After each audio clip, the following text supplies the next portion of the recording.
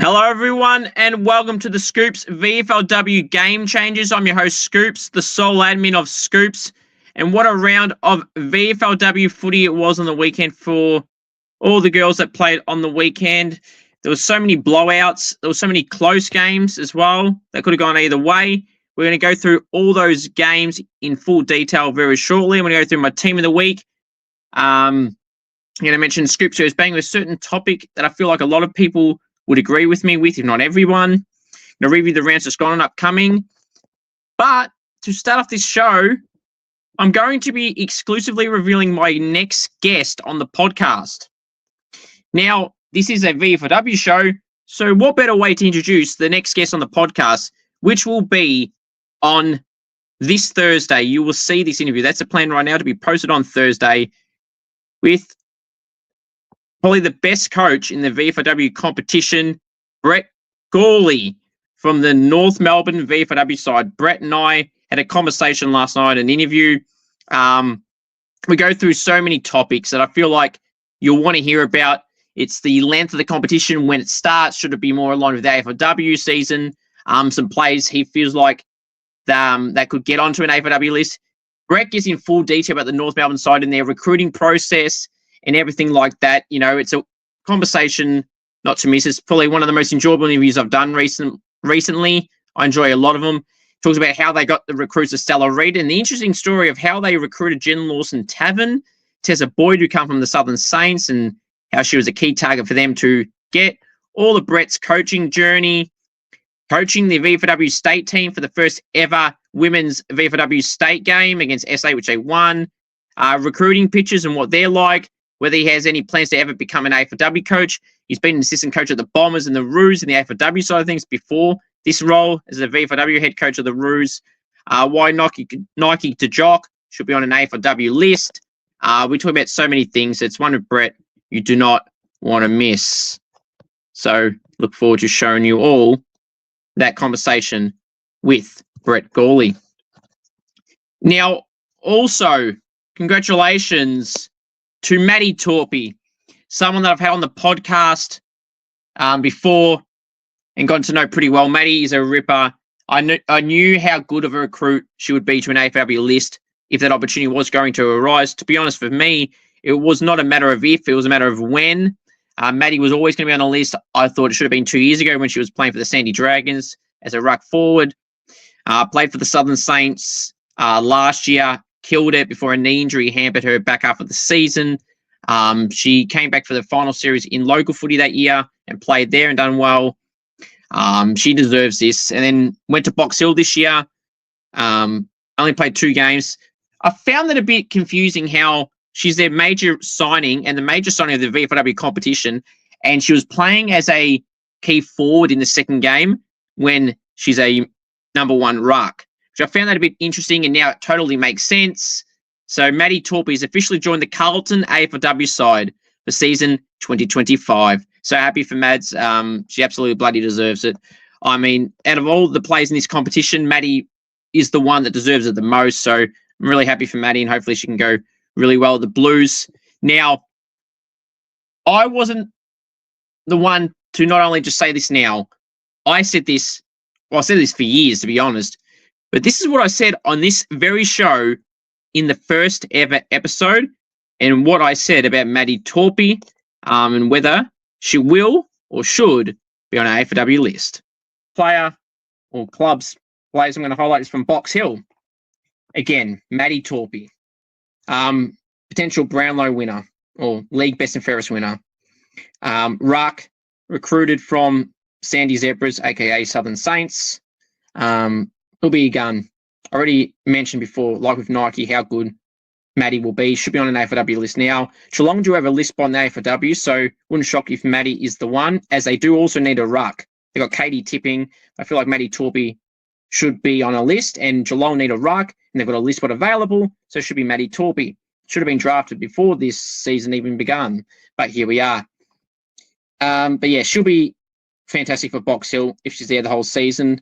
In the ruck, her agility, she gets a lot of disposals as well, along with a lot of hit outs, and she impacts games, hence why I have her winning my VFLW Best and Fairest.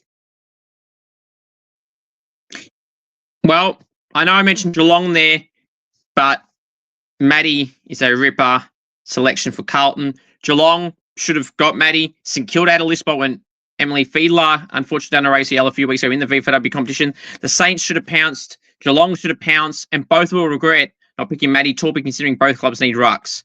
And while Carlton have got her, she's going to be their number one ruck. I'd be shocked if she isn't. She's that good. Carlton aren't the greatest ruck stocks, so Maddi could easily play round one, even if it's not as the main ruck, and play up forward. So, well done, Mads. Happy for you, and hopefully it goes well. So, let's start off with the world famous segment. Scoops goes bang. All right.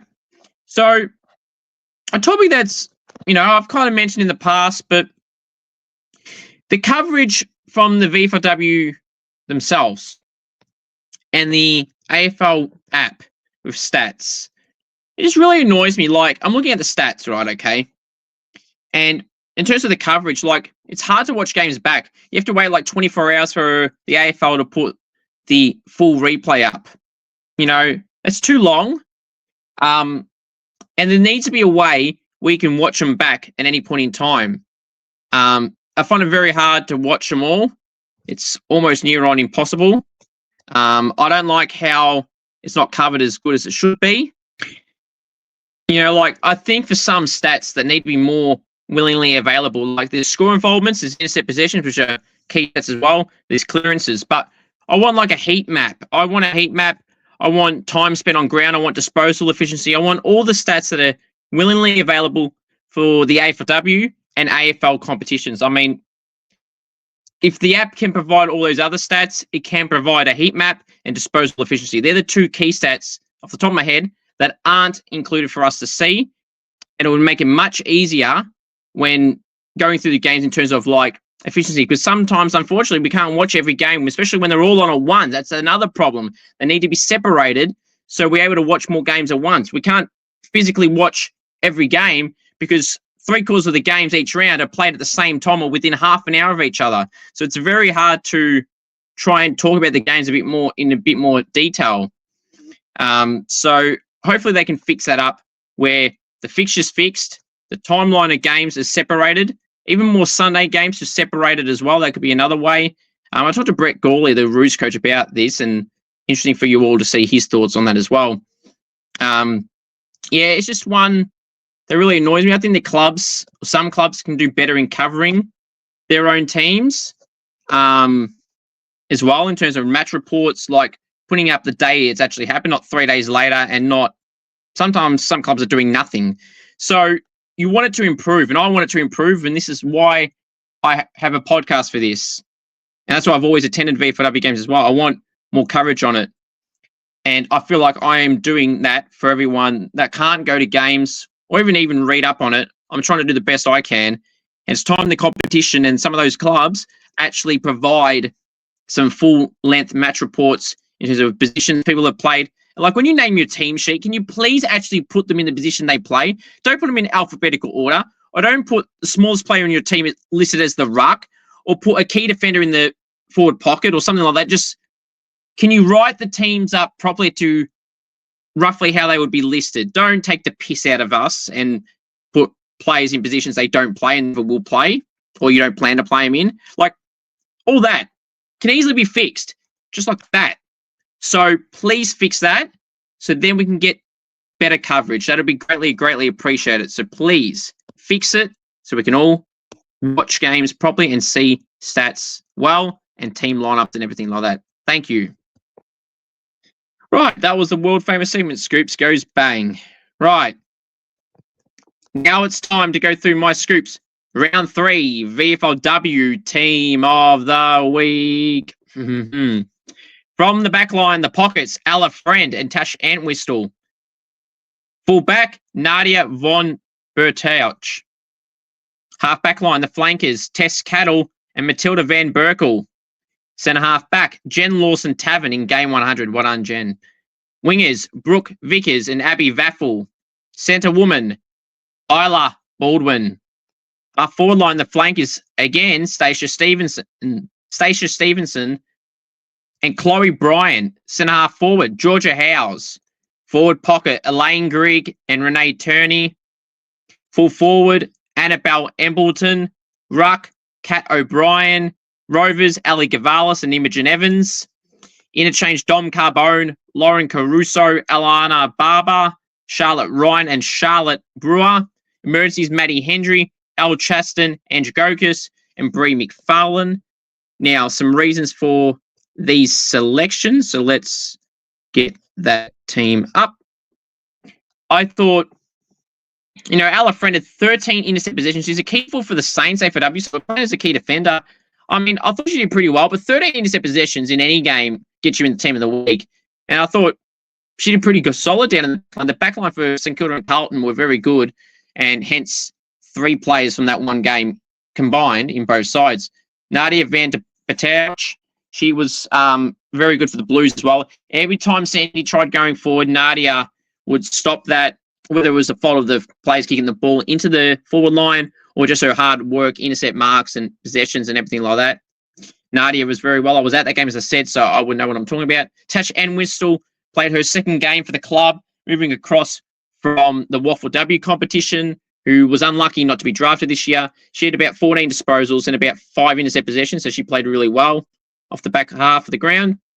Tess Cattle for Box Hill played really well as well. Had about 17 disposals and played her part. Jen Lawson Tavern, about 5 intercept possessions, and played really well on the back line for the Roos and deserved a spot there. Matilda Van Berkel, back-to-back weeks of making the team of the week and absolutely deserves it. Was very, very influential in the back up, around 15 disposals. Brooke Vickers had about 11 tackles, a goal, and 22 disposals. She was a lock to make the team from the Blues. Current AFLW player as well. Isla Baldwin, who I think is going to be a smoky for my Scoops medal. Without even revealing my votes, just the way she's been playing is just like, wow, she's not come out of nowhere, but like for that contention, you would probably say wouldn't have been a contender.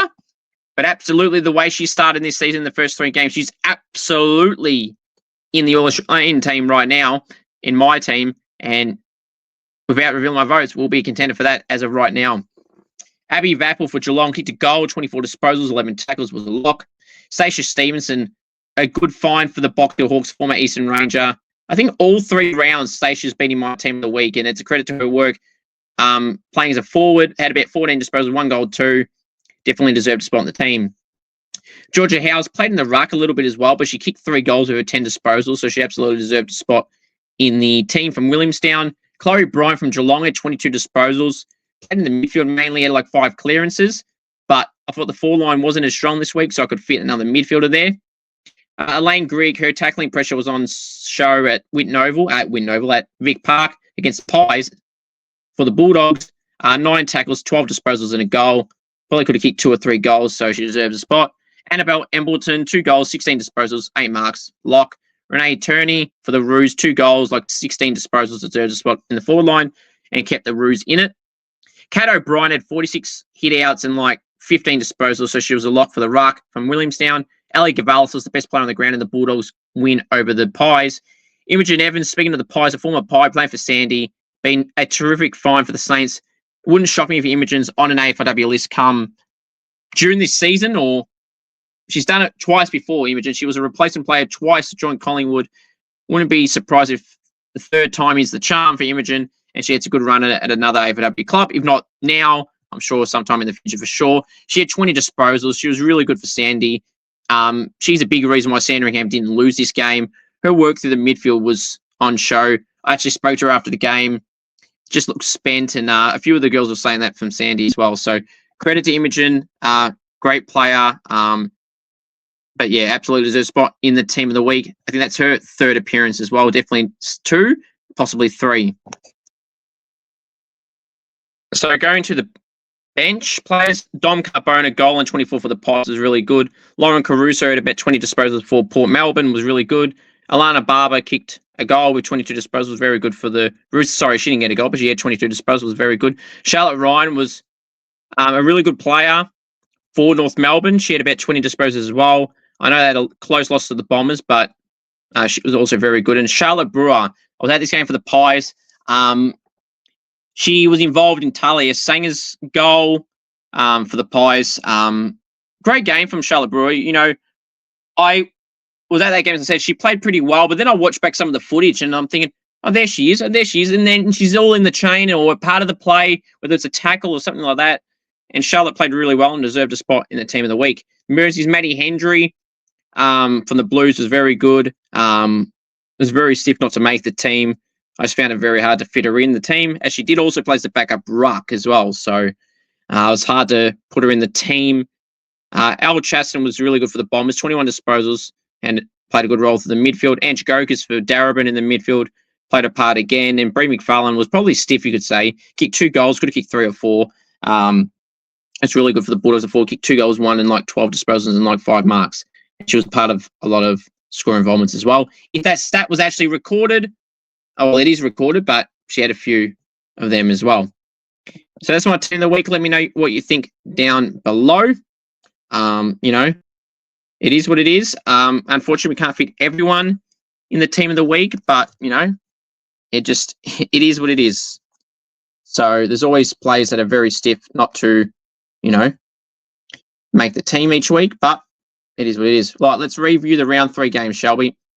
So the first game to go through, which was on Saturday, which was the game I was at, Collingwood 26 and Western Bulldogs 49. Western Bulldogs for 23 points. Well, the Pies were up a quarter time, so I'm going to give them all the credit.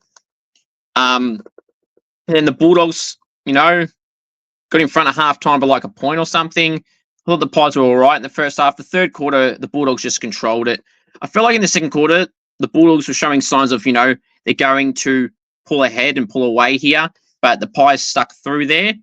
Through Lily Rose Williamson in the midfield, former Bomber. Laura Seghetti had some former Swan who had a few good moments as well. Talia Sanger kicked a nice goal in the first or second quarter. She did really well. Did Sanger a goal in 16. Dom Carbone kicked a nice goal from the boundary, a goal of the year contender in the VFLW competition, which I also got on film, so you can go check that out. It's on the Insta page at the moment and will be a matchday vlog out sometime this week, along with the Sandy Carlton game. She did really well. The Bulldogs, Gavalis was best on ground, Elaine Grigg was pretty good. Bree McFarlane was good. Annalene McKee had her moments. Heidi Woodley had some good run with disposals at a 1-2, which led to about 50-odd metres or so. She played pretty well herself. But the third quarter belonged to the Bulldogs. At the third-quarter time huddle, the Pies coach, Tom Cashin, was saying about, I totally get about, wanting to be positive and thinking you can win this. But it's good to have the belief and instill into the players that you can win this no matter what. You don't want to sound like, we can't win, so whatever. But the way the Bulldogs were playing, they were up by 20 points at three-quarter time too. And with the clock, how it runs, which I don't like either, they were almost tasked with a near impossible scenario. And the Bulldogs were all over them in the third quarter, so I didn't see that happening. And, the last quarter, that's what happened. But it is what it is. It's good to have the belief, though. But the Bulldogs were too good in the second half and deserved the win in the end. Jazz Smith did go off injured, I believe, in the last quarter. So I'm not sure what happened there. So hopefully Jazz is all good. Darebin 7, Port Melbourne 53. Port Melbourne by 46 points. Darebin's first game of the season at home. They'd be really disappointed that they couldn't put up the good effort that they did against the Bulldogs for three quarters last week. And Port Melbourne were on top from the start. Georgia Booth played a part again. Multitasking with basketball is amazing to see. Lauren Caruso, Ava Seaton had 18 tackles, which is amazing. She was good as well. But Port Melbourne were in full control from start to finish. Lulu Beattie, again, had a really good performance for Darebin, and as did Ange Gokas. For the Bombers, 35, defeated the Roos 32. Late goal from Tia Davidge. They got the Bombers to win, so I think it was about 4.5 minutes to go. So Tia, I'm sure, and the Bombers will be up and about, beating the reigning premiers North Melbourne, who I speak to Brett about that game. Disappointed they tried to pull the magnets around. Stella Reid went forward and kicked a goal, could have kicked 2. And then they probably would have won the game. So it's okay. They can have a loss. You can't win every game. Alana Barber was really good. Renee Turney was really good against her old side as well, which I'm sure she would have loved. Caitlin Fletcher didn't play this game. I'm assuming she'll be back this week. She'll be a key part in their team and was recruited off a TikTok video. Would you believe that? One of the North players was that Brett talks about. You'll have to wait and see who he's talking about when you watch the video. But, yeah, it just shows the players that, hey, if I post highlights of you or if you're on my channel, it's a good thing because more people will see it. That's the whole point. You want to get drafted? You're welcome. So, yeah, but good win for the Bombers in the end. They held their own, and Al Chaston, their skipper, led from the front and was really, really good in their win. Box Hill 75, Casey Demons 25. Box Hill by 50 points. I'm not shocked. Casey played well against Sandy last week, which I was disappointed for Sandy that they only just won. They're far better than them. And Box Hill proved they're far better than Casey. I feel like they're going to be contenders for the Wooden Spoon, if not win it. The Wooden Spoon, it's not a dig at them. I just feel like they're just not that good enough. And Box Hill are very strong. All the Eastern Rangers players that came down from that league, the Coach Talent League, to play there. They didn't get drafted. Stacia Stevenson's going well. Mia Zielinski, 2 goals for Box Hill. Former Sandy Dragon as well. Maddi Torpey was there, but now she's obviously playing at Carlton AFLW, so won't play for Box Hill again this season. Matilda Van Berkel was terrific. Rebecca Nees was terrific. A lot of great performances. So it is what it is with that, and they were terrific. The next game we're going to talk about from the weekend was the game that I attended, which was Carlton and Sandy. Carlton 14, Sandy 18 by 4 points. Gee, they know how to give people pain and stress and worrying. Please don't lose at the last minute. You lead all day. The back line, I was going to say the defense, but the back line for both sides was phenomenal. Absolutely phenomenal. The midfield worked hard. Brooke Vickers and Lila Keck for the Blues were really good. Sophia McCarthy played her part, I thought, as well, got a goal. Imogen Evans was a star from my Sandy side. Ariana Clark had a part up forward. Mel Batuna got a bad tackle on the boundary line. She played a part, had 12 disposals and a goal as well. I thought Chloe Sultry played all right up forward as well. Izzy Hartog had 6 tackles and 10 disposals. She played terrific as a pressure forward. And they were missing Sophie Locke, who was out with a foot injury. She was in a moon boot last week. Hopefully she's back very shortly. So, Sandy got the win. It wasn't without pain in terms of Carlton put up the fight for the whole game. But thankfully, Sandy stayed across in front at the end of the game. And the last game to go through is Williamstown 64, smashed Geelong 17, Williamstown by 47 points. No surprise, Williamstown are a great side, Willie. Fantastic. They got the win. As expected, Kat O'Brien was dominant in the ruck. Emily Eves was good in the midfield, 2 goals and 16 touches. Georgia House get 3 goals with 10 disposals and about 18 hitouts as the backup ruck to Kat O'Brien. Chloe Bryan was good for Geelong, along with Abby Faffel. So they were both terrific. So we'll see how Geelong bounce back against my Sandy this week at Deakin Uni in Geelong. And speaking of those games, let's go preview the round 4 games to wrap us up this evening. Round 4 tips. So the first game to go through, and might I add, there is some Sunday games this week. So that's good. The first game, Saturday, 10:35 a.m. at Darebin's home ground, Janus Steel Oval. Darebin hosting the Pies. I'm going to tip the Pies in this one by 15 points. 11:05 a.m. at Deakin Uni at Warm Ponds in Geelong. 11:05 a.m. Victorian time is Geelong hosting Sandy. I'll be tipping Sandringham in this one by 40 points. Saturday, 2:35 p.m. at Winton Oval is the West Bulldogs hosting KC Demons. I'll be tipping the Bulldogs in this one by 18 points. I feel like the Bulldogs will lose all their AFLW players after this game. If not, this will be their last game, as AFLW training starts again May 12th on the Monday, this time next week. So might be no Bulldogs players in this game, but we'll see AFLW-wise. But the Bulldogs got a strong side, but they did lose a lot of their VFLW listed players to other clubs or moved on elsewhere in general. The Bulldogs by 35 points. If the Bulldogs players play, it'll be, if they don't play, it'll be about 18 points. If the Bulldogs AFLW players all play, that were this week, basically that quantity, the Bulldogs win by 36 points. So that's those games so far.